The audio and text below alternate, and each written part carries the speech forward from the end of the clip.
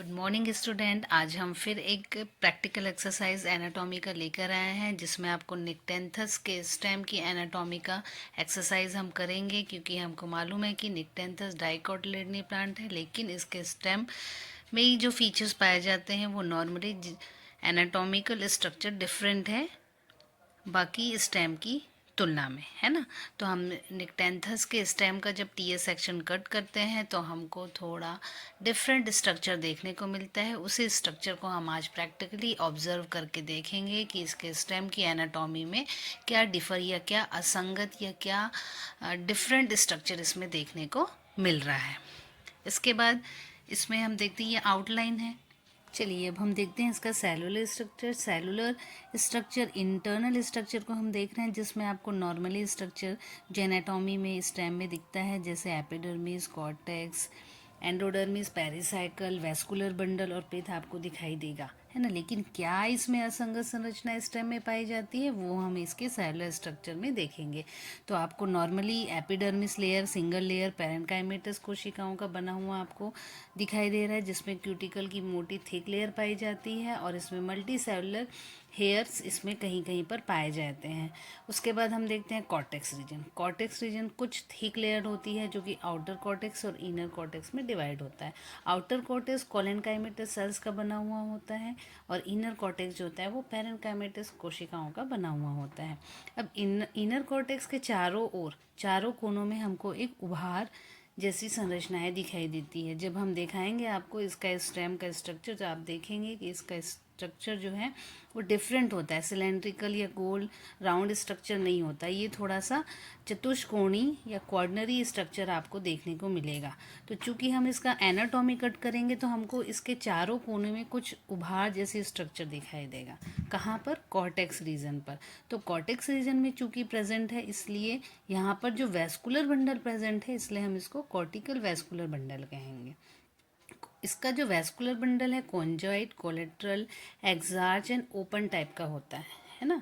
चूँकि यहाँ पर हमको एक असंगत संरचना या एक विसंगति हमको इसके तने में देखने को मिल रही है। कहाँ पर? कॉर्टेक्स रीजन में। और ये जो वेस्कुलर बंडल है वो कैसा है? इन्वर्टेड है ना, उल्टे व्यवस्थित हैं। हमको मालूम है, कॉमनली हम जानते हैं कि फ्लोएम जो है वो बाहर की ओर और जाइलम जो है वो अंदर की ओर होता है।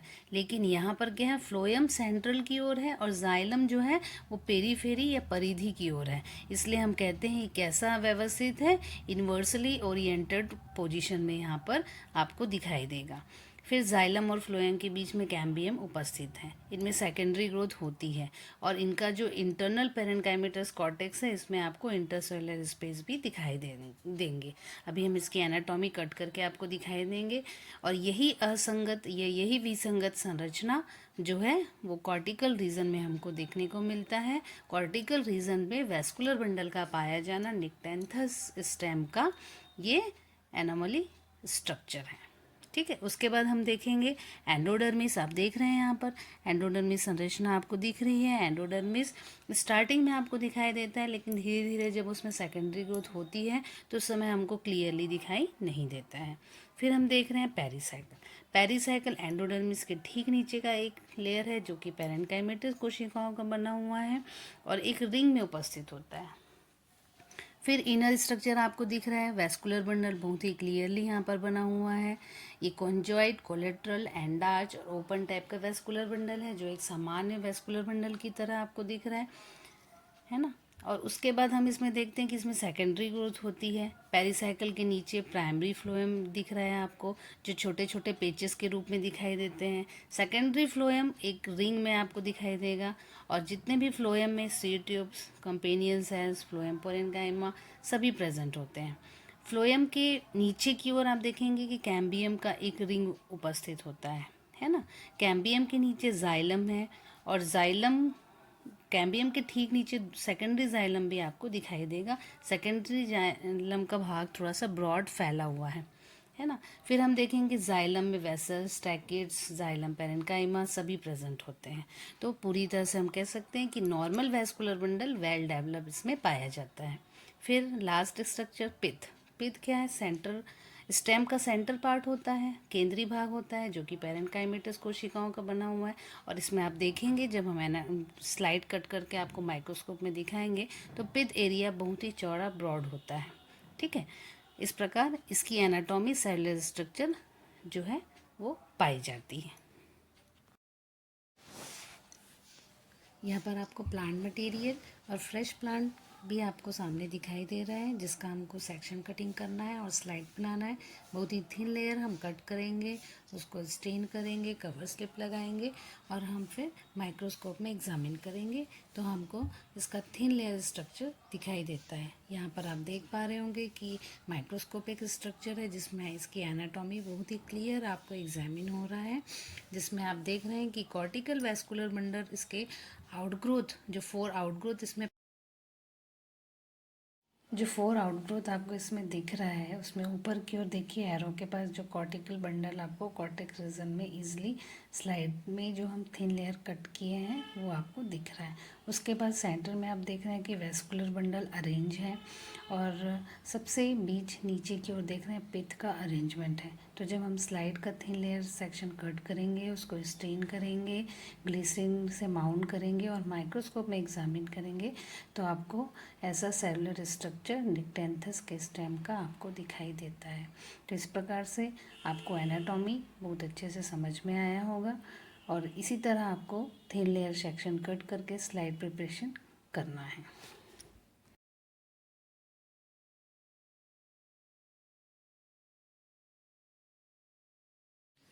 चलिए, उम्मीद है आप लोग को ये स्ट्रक्चर समझ में आया होगा। हरिशृंगार पारिजात का जो प्लांट है वो मेडिसिनली भी बहुत ही इम्पोर्टेंट है। इसका इथनोबॉटिकल यूज़ है, ट्रेडिशनल मेडिसिन के भी रूप में भी इसका यूज़ किया जाता है। और इस प्रकार से हमने इसका कॉर्टिकल वैस्कुलर बंडल जो पाया जाता है, इसको हमने देखा। ये 4 कॉर्डनरी स्टेम स्ट्रक्चर पाया जाता है, 4 आउटग्रोथ पाए जाते हैं और इसी आउटग्रोथ पर कॉर्टिकल वैस्कुलर बंडल जो कि इन्वर्टेड फॉर्म में हमको दिखाई देते हैं।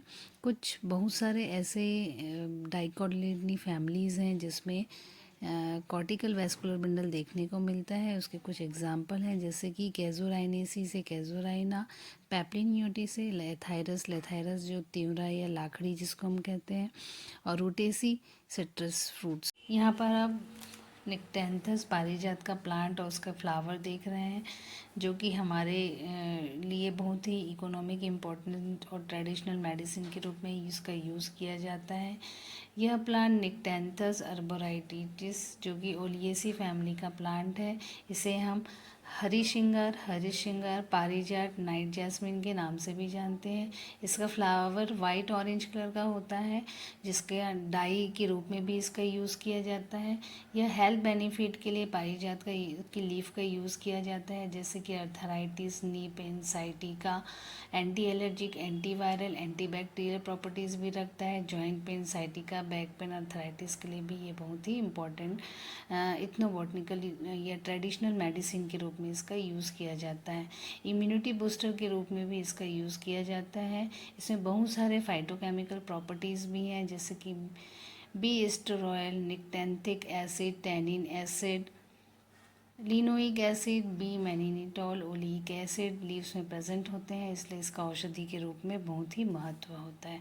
इसका फ्लावर का यूज़ वर्शिप के लिए किया जाता है। इसका फ्लावर जब ज़मीन पे या धरती पर गिरने के बाद ही हम शिव जी को, श्री हरि लक्ष्मी जी को अर्पित करते हैं। यह फ्लावर उल्टा गिरता है और यह फ्लावर और उसका जो प्लांट के स्टेम का बार्क है, ये भी मेडिसिन के रूप में यूज़ किया जाता है। तो इस तरह से ये हमारे इकोनॉमिकली बहुत ही इम्पोर्टेंट प्लांट है। Thank you.